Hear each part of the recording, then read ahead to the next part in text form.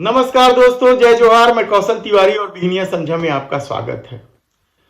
मई माह में होने वाले लोकसभा चुनाव की तैयारी में भारतीय जनता पार्टी ने अपना सब कुछ दांव पर लगा दिया है और इसके तहत राम मंदिर के प्राण प्रतिष्ठा समारोह को तो जरिया बनाया ही गया है।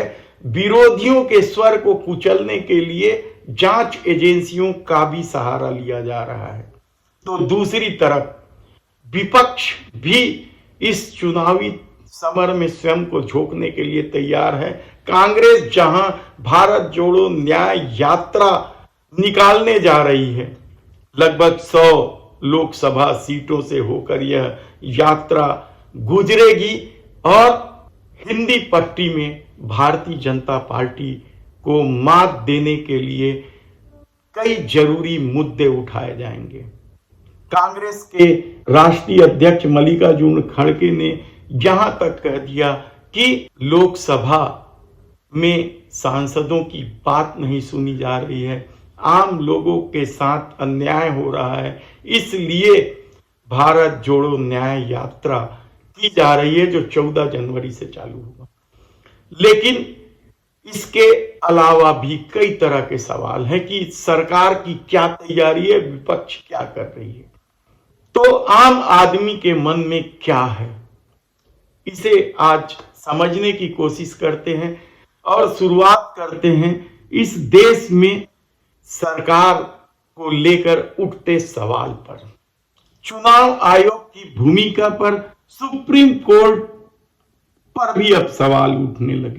तीनों राज्यों के चुनाव परिणाम शायद अब भी बहुत सारे लोगों को रास नहीं आ रहे हैं और यही वजह है कि ईवीएम को लेकर पूरे देश में बवाल मचा हुआ है। सुप्रीम कोर्ट के वकील सड़क पर निकलकर डेमो दे रहे हैं, प्रदर्शन कर रहे हैं कि किस तरीके से ईवीएम को हैक कर लिया जाता। उन्हें पुलिस पकड़ भी रही है। वे लगातार चीख रहे हैं कि अगला चुनाव ईवीएम से न कराई जाए, लेकिन चुनाव आयोग इस जिद पर अड़ा हुआ है कि ईवीएम पूरी तरीके से सुरक्षित है। ईवीएम को लेकर मचे बवाल के बीच जो दूसरा बड़ा बवाल है, जो सत्ता के कारनामे के तहत आ रहा है, वह है ईडी की कार्रवाई। क्या 2024 के पहले इस देश के तमाम विपक्षी नेता जेल की सलाखों के पीछे होंगे? क्योंकि ऐसे 120 बड़े नेता हैं जिनके खिलाफ ईडी और सीबीआई में मामला चल रहा है। दिल्ली के मुख्यमंत्री अरविंद केजरीवाल की बात हो या फिर झारखंड के मुख्यमंत्री हेमंत सोरेन की बात, ईडी और सीबीआई की चपेट में ममता बनर्जी यानी बंगाल की मुख्यमंत्री के भतीजे अभिषेक बनर्जी भी चपेट में है। तेजस्वी यादव, जिसकी उम्र उस दौरान कम रही होगी जिस समय नौकरी के बदले जमीन का मामला था, लेकिन वे भी आरोपी हैं। उत्तर प्रदेश में मायावती के भतीजे भी ईडी के शिकंजे में हैं। ऐसी परिस्थिति में छत्तीसगढ़, मध्य प्रदेश, राजस्थान, जहां भारतीय जनता पार्टी मजबूत स्थिति में है, क्या वहां भी विपक्ष के नेताओं के खिलाफ कार्रवाई की जा रही है? क्या कुछ खेल खेला जा रहा है? इसे आप केजरीवाल को दिए जा रहे नोटिस पर नोटिस, हेमंत सोरेन को दिए जा रहे नोटिस पर नोटिस से समझा जा सकता है। तो दूसरी तरफ छत्तीसगढ़ के पूर्व मुख्यमंत्री भूपेश बघेल भी अब ईडी के निशाने पे आ गए हैं। महादेव ऐप के एक मामले में ईडी का दावा है कि शुभम सोनी ने भूपेश बघेल को पैसे दिए हैं और जल्द ही भूपेश बघेल से पूछताछ की जा सकती। तो दूसरी तरफ शराब घोटाले और खनिज परिवहन घोटाले में भी ईडी की धमक छत्तीसगढ़ में है और कई लोग जेल की सलाखों में है, जिसमें भूपेश बघेल के करीबी अफसर माने जाने वाले सौम्या चौरसिया भी जेल की सलाखों में है। इसके अलावा सूर्यकांत तिवारी फेरिस्त हैं। कांग्रेस के बड़े नेता की गिरफ्तारी की तलवार लटका दी गई है। राम गोपाल अग्रवाल कांग्रेस के कोषाध्यक्ष रहे, वे फरार हैं ईडी की नजर में और उनकी गिरफ्तारी के लिए वारंट तामील कराई जा रही है। देवेंद्र यादव भूपेश बघेल के लाडले विधायक हैं, उन्हीं के विधानसभा से जुड़ा भिलाई से वे विधायक हैं। उनकी अग्रिम जमानत कल खारिज कर दी। मनी लॉन्ड्रिंग में उनका भी नाम है। इसके अलावा चंद्रदेव राय पूर्व विधायक रहे हैं बिलाईगढ़ से, उनका भी नाम है। भूपेश बघेल के मीडिया सलाहकार रहे विनोद वर्मा भी महादेव ऐप के दायरे में आकर ईडी के नजर में आरोपी हैं। फेरिस्त है तो क्या छत्तीसगढ़ के 11 सीटों में से 11 सीटें जीतने की तैयारी भारतीय जनता पार्टी ने ईडी के माध्यम से कर ली है? यह सवाल कांग्रेस उठा रही है कि किस तरीके से खेल खेला जा रहा है। तो क्या ये तमाम लोग लोकसभा चुनाव के पहले जेल के सलाखों के पीछे रहेंगे? ऐसे कितने ही सवाल हैं। तो दूसरी तरफ ईडी की कार्रवाई से नाराज या ईडी की धमक से परेशान लोगों ने ईडी पर हमला करना शुरू कर दिया है। बंगाल में 2 दिन से लगातार ईडी के अफसर जहां जा रहे हैं उनके साथ मारपीट की जा रही है, उनका विरोध किया जा रहा है और इसे लेकर बंगाल की राजनीति गर्म है।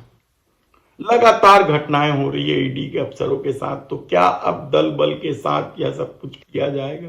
ईवीएम और ईडी, ये दो क्या केंद्र सरकार के लिए या मोदी सत्ता के लिए जीत का बड़ा माध्यम है? क्योंकि इस देश में इन्हीं दोनों बातों को लेकर सवाल उठ रहे हैं। एक तरफ कहा जा रहा है कि विरोधियों को ब्लैकमेलिंग किया जा रहा है कि आप हमारे साथ आ जाओ नहीं तो जेल की सलाखों में जाएंगे, तो दूसरे तरफ ईवीएम के माध्यम से वोट चुराए जा रहे हैं। दोनों ही मामले इन दिनों सबसे ज्यादा चर्चा में हैं, लेकिन इन चर्चाओं का मीडिया में कहीं कोई स्थान नहीं है। मीडिया में स्थान है राम मंदिर प्राण प्रतिष्ठा समारोह का, मोदी ब्रांड को बड़ा करने का। ऐसे में क्या कुछ होगा ईवीएम को लेकर? चुनाव आयोग क्या निर्णय लेती है? हालांकि उन्होंने कपिल सिब्बल ने जो सवाल उठाए थे उसका जवाब यह कहते हुए दे दिया कि ईवीएम सुरक्षित है, इन पर सवाल उठाने का सवाल ही नहीं है। तो दूसरी तरफ अब बड़ी संख्या में लोग, जिसमें सुप्रीम कोर्ट के वकील भी शामिल हैं, ईवीएम के खिलाफ बड़े आंदोलन की घोषणा कर। अमित शाह साहब हमें गोली मरवा दे, हमारा इनकाउंटर करा दे या हमें जेल में बंद कर दे, यूएपीए लगा के काड़ा लगा जो इनके बस किए लगा ले, लेकिन ईवीएम से चुनाव नहीं होने देंगे, नहीं होने देंगे, नहीं होने देंगे।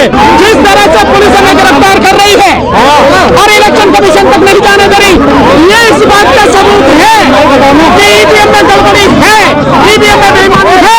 चुनाव आयोग से वादा कर रहे हैं हम आएंगे, ईवीएम लेके जाएंगे, हम आएंगे, ईवीएम लेके जाएंगे। चुनाव आयोग तैयार रखे 50 मशीनें, हमें जो करना है कर लो, अब जो करना है कर लो, अब नहीं सर। और एक पुलिस वाले से जाने वाले आप मेरा अपहरण एक पुलिस वाले से नहीं कर सकते, बुला लो कम से कम 50। ये बात ध्यान से समझ लें अमित शाह साहब, मैं डरता नहीं हूँ, मैं उनके शेर के निशान की इज्जत करता हूँ, मैं किसी पुलिस से नहीं डरता। ताकत से मुझे मार सकते हो अमित शाह, मुझे दबा नहीं सकते अमित शाह, ध्यान रखना। बकायदा जंतर मंतर में कल ईवीएम किस तरीके से हैक हुआ जा सकता है इसका डेमो भी प्रदर्शित किया गया। तो वहां उपस्थित लोगों ने हाथ उठाकर आंदोलन को समर्थन देने की घोषणा भी की। सभी राज्यों में समितियां भी बनाई जा रही हैं। तो दूसरी तरफ ईडी के खिलाफ भी अब माहौल बनने लगा है। पश्चिम बंगाल में ईडी के अफसरों के साथ हुए व्यवहार, दुर्व्यवहार या मारपीट के बाद क्या अब ऐसी संभावनाएं दूसरे प्रदेशों में भी दिखाई सुनाई पड़ेगी? यह बड़ा ही गंभीर सवाल है। देखना होगा कि आने वाले दिनों में इन दोनों ही मामलों में सरकार की क्या भूमिका होती है, किस तरीके से वे फैसला लेती है।